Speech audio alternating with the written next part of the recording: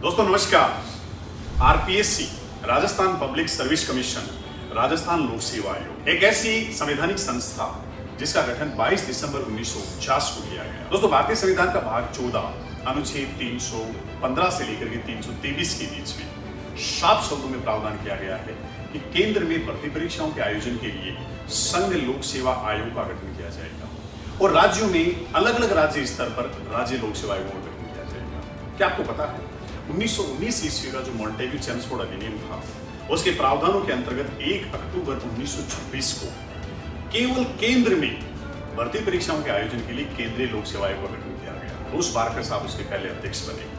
फिर आया 1935 ईस्वी का भारत शासन अधिनियम जिसके अंतर्गत केंद्र के लिए केंद्रीय लोक सेवा आयोग जिसको अपन संघीय लोक सेवा आयोग के नाम से जानते हैं और अलग अलग राज्यों के लिए राज्य लोक सेवा आयोग के गठन का प्रावधान कर दिया गया। और जब देश का संविधान लागू हुआ तो भारतीय संविधान के भाग 14 में प्रावधान कर दिया गया। अब आप में से बहुत सारे दोस्त ये सोच रहे होंगे कि आखिर मैं आरपीएससी की चर्चा क्यों कर रहा हूँ। आरपीएससी की चर्चा मैं इसलिए कर रहा हूँ कि जब भारतीय जनता पार्टी की सरकार का गठन हुआ था तो उस समय एक चुनावी वादा ये किया गया था कि हम जल्द आरपीएससी का पुनर्गठन करेंगे।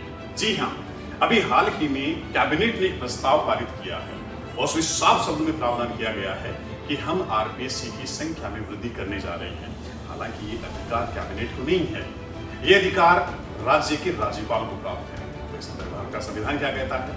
भारतीय संविधान का अनुच्छेद 318 साफ शब्दों में कहता है कि अगर संघ लोक सेवा आयोग में सदस्यों की संख्या में वृद्धि करनी है तो ये शक्ति राष्ट्रपति को प्राप्त होगी, लेकिन अगर राज्यों के लोक सेवा आयोग में प्रावधान करना है तो ये शक्ति राज्य के राज्यपाल को प्राप्त होगी। तो शायद जल्द आप राजस्थान लोक सेवा आयोग में सदस्य संख्या 1+7 जो भी वर्तमान में है ये बढ़ करके 1+10 = 11 होते हुए देखोगे। याद रखना जब पहली बार आरपीएससी का गठन किया गया था उस समय एक अध्यक्ष के साथ 2 और सदस्यों का प्रावधान था।